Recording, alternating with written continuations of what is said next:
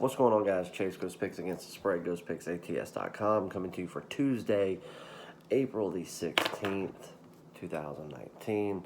And let's get into a recap, get into some a free play, give you some free leans on what's going on tonight, as well as let you know what's going on at the site. And let's jump into it, guys. So, free play for Monday did not go in our favor. We had the Red Sox, and we backed Velazquez, and we took them. We took them on the run line, and they got rocked. They ended up going out, giving up 4 runs very early. Started to somewhat make a game of it in the 5th inning, I believe it was. And then, it was ongoing and ongoing and ongoing. I've got people in the comments that are asking me, when will I realize how bad the Red Sox are and that they're, not a good team? My response to that is, when are these people going to realize that the Red Sox are a very, very talented baseball team? The Orioles suck. I don't care how hot they started. They still lost like 5 out of their last 7. The Orioles are not a good baseball team. They've started out hot. I don't care that they're sitting at the top of the AL East right now. The reason that they are sitting at the top of the AL East is because of how much of a slow start and how bad the Yankees and the Red Sox are playing really against themselves. It's not that they're going out there and playing against teams that are better or playing against teams that should be able to compete with them. They're going out there and allowing themselves to beat themselves over and over and over again. Baltimore should be sitting at the bottom of the AL East right there with Toronto. And they will be. And it won't be long. Give it a few more weeks and we can relive this conversation, and all I'll be able to say is I told you so. Baltimore is not a good team. Anyway, I didn't get to mention it on yesterday's video. It slipped my mind because I was just so focused on baseball yesterday, but I want to congratulate Tiger Woods on his 5th Masters win. I was lucky enough to sit there and watch the entire final round of the Masters on Sunday. I actually had a bet on on Tiger to win it all. Put it in Friday night after his round, 14-1 odds for Tiger to win it all. I love to play golf. I play in quite a few golf tournaments.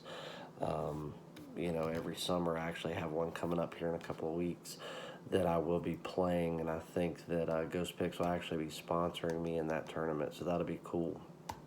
But really enjoy the sport, always have. First job I ever had was actually working at a golf course, so I got, pretty good at it, at an early age. And while I was playing baseball, it actually helped with a lot of hand-eye coordination and allowed me to, in the off season, in the summers when baseball would actually end for summer ball, spring and summer ball, allow me just to kind of keep that momentum going.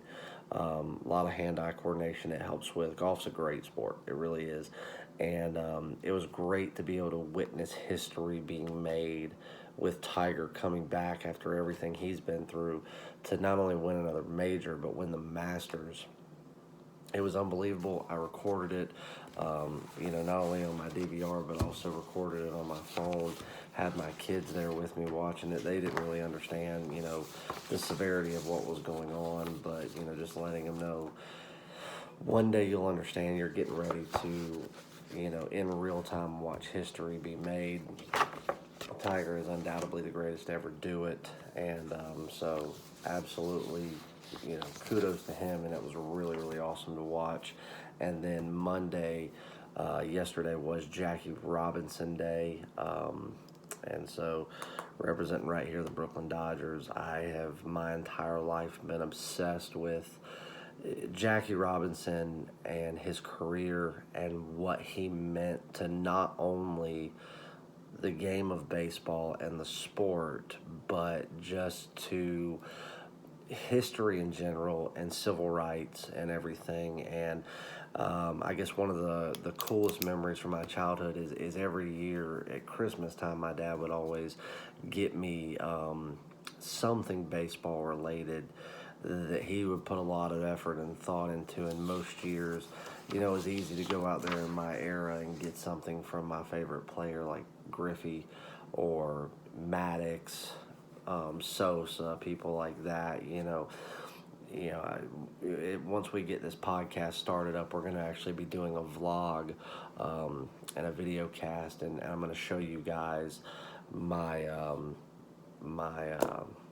man cave, if you will, upstairs, that is basically a room with 30 years of collecting, and just it is basically a room dedicated to 30 years of collecting baseball memorabilia in general. It's basically all dedicated to the Chicago Cubs and Michael Jordan, as well as my favorite baseball players that even were not Cubs. And then I've got a lot of Jackie Robinson stuff, who just over the years my dad knew how much I really enjoyed just the history of him, and how much he I don't want to, it's hard to say inspired me because he wasn't my generation, but just he was the history and what he meant to the game. And I know I'm rambling on, but Jackie was an unbelievable individual, and without him, sports in general wouldn't be what they are. But America's greatest sport ever certainly wouldn't be what it is. So I'm very obsessed with Jackie Robinson and memorabilia from him, and things like that. So definitely repping the Jackie Robinson hat Monday, and gonna rep it this week. Had a lot of people stop me today and go, "Hey, go Red Sox." I'm like, "What the fuck are these guys talking about?" And I realized, I'm like, "Holy shit, I got this B on my hat." And I'm like, all right, people just don't know this sport. It's not a Red Sox hat, it's a Brooklyn Dodgers hat. But anyway, enough rambling on there. You guys will get to see a lot of that stuff when we do the video cast from up in the Wrigley Room. So, but anyway, back to the Orioles. The Orioles blow. They do. I don't care how hot they've been. And the Red Sox are still a very good, very talented team that will come to form. They will. I still think that they are the best team in the AL East. Like I said before the season started, I think that the Yankees have a little bit of the upper hand this year in potentially winning the AL East outright. But the momentum of coming off of a World Series victory is not something to take lightly. I think that the best team in the AL East is still the Red Sox. I just think that the younger talent, the power hitting that the Yankees have, once Stanton gets back into the lineup and into full form, I think they have the upper hand. But we're going to watch the Yankees and the Red Sox. That's who it's going to come down to this year in the East. Remember where you heard that. And my long-term predictions are right most of the time. But we lost. We got our ass kicked in that free play. But free plays lose sometimes. Plays just, you can't win absolutely everything. Let's jump into what we had for the rest of the day and what we put out for, our, strictly just to our clients, not for free. We had the Cubs on the money line with Yu Darvish on the mound, somebody that I've spoke about a lot, who I was really excited to get in a Cubs uniform. And I've just been waiting for him to get healthy and get back to his true self. And I love the fact that I got to back him tonight in a perfect spot against what is the worst team in baseball. And that's the Miami Marlins. We got him at a very low price, minus 135, easy winner. Then we also had the Brewers. This game I loved. Milwaukee, St. Louis, over 9 runs. Some people that didn't bet the game, as far as my clients go, until right before the game started, probably got it at 9.5 because it jumped a half point very late. Either way, it was over in the sixth inning. There were 17 runs scored total, I believe. Easy win there. And then we had the Dodgers tonight. I am not a big advocate for backing Clayton Kershaw a lot. I actually tend to fade Clayton more than I back him, but I do it in the perfect spots. Everybody knows that I have a lot of respect for Clayton Kershaw, and I really respect him as a pitcher. But as far as an investor, in the way that I know this game so well, I make more money finding spots to fade Clayton more than finding spots to back him. Well, they were only laying $1.65 today. With hitting over 80% for the season, I could have very easily told my clients, lay the $1.65. We've got the money to do it. You've got the bankroll. You're playing with house money here. If we lose, we lose. But this is an easy spot to go a measly, $15 over our limit and go out there and just, bag an easy win. But we don't do it. We don't steer away from that. And we took them on the run line to get plus 130, which I was confident in. And he got rocked a little bit right there early, gave up 2 runs. They came back, tied it up very quickly. But I really enjoyed watching this game today. He pitched very well. The Reds did a good job. Puig coming back home, who I do not like, and everybody knows that. I'm not a fan of Yasiel Puig at all. Not a big fan of Matt Kemp, so it was kind of a homecoming for a couple of the Reds players. And in the top of the ninth, they came back and even put one up on the board and ended up leading 3-2. And I was like, that's where we did not want to be.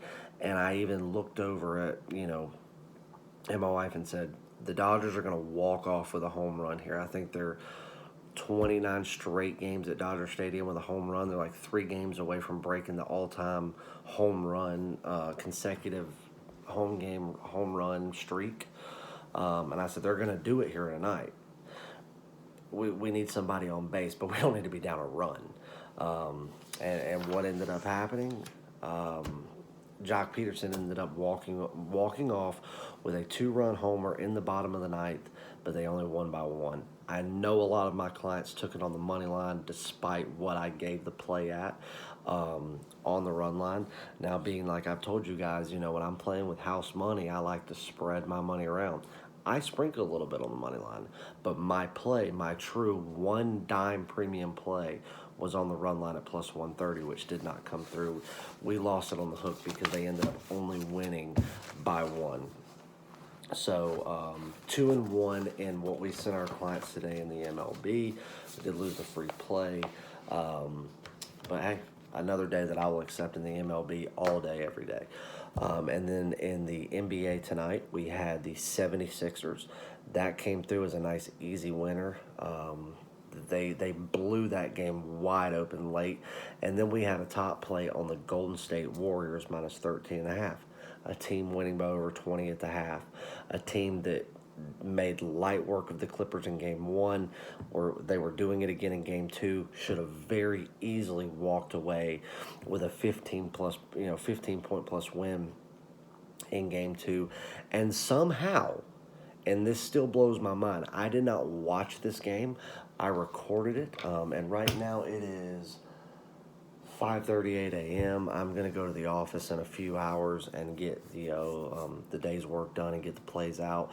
But before I do that, I'm going to watch that game. I'm going to go back and watch it and see what went wrong in the fourth quarter when they had dominated the game the whole time, to not only let the Clippers come back and get within the 13.5 number, but win the fucking game outright. Blows my mind. Should have never happened. So I'm very interested to see what the turn of events was to allow them to come back and tie this series up 1-1. Makes no sense. So I'll get back to you on that after I fully watch the game and take the notes to get ready for the end of the week's games, or the later part of the week's games when these two teams meet back up. So, a 1-1 day in the NBA, and then in the client only picks, we went 2-1 in the MLB. I'll take it. But we're going to get into a big day. I love today's card. Don't know what we're going to do in the NBA yet. Haven't even looked at it. Started breaking down MLB about 30 minutes ago to decide on a free play that I'm going to give you guys. And I am going to back my Chicago Cubs again. We've only bet them 4 times this year. This will be the 5th time we've backed them. And we're 4-0 so far in backing the team. But, and it's going to feel weird saying this, my man Jose Quintana, because I never thought I'd say it because he was a Southsider. But I've mentioned him a lot last year. I raved about him, how good he was, how poised he is, how just calm and collected he is on the mound. He reminds me of a John Lester, except he doesn't allow himself to get flustered like Lester does. He went out there and had one of the most impressive games that I've seen a Cubs pitcher pitch in the last 3 years against the Pirates. And then we had a top-tier play on them the other night. We had 11 strikeouts. And he has the daunting task of pitching against the worst team in baseball.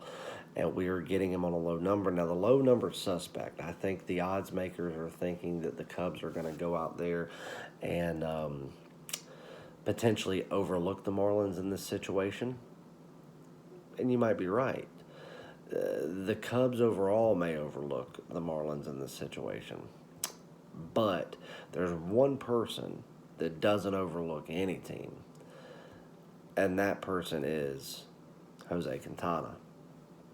He just doesn't overlook it. He takes everything very, very seriously, and he knows that he's got the ability to go out there and pitch another fantastic game and, be in the conversation as one of the top pitchers in the National League at the moment. If he goes out there and makes easy, lightweight work of a terrible, terrible Marlins team. So the fact that we're getting it, and let's double check this line, I just think that, we're getting it at a good number. I know that. I just want to give you a 100% accurate line as to what it's sitting at now.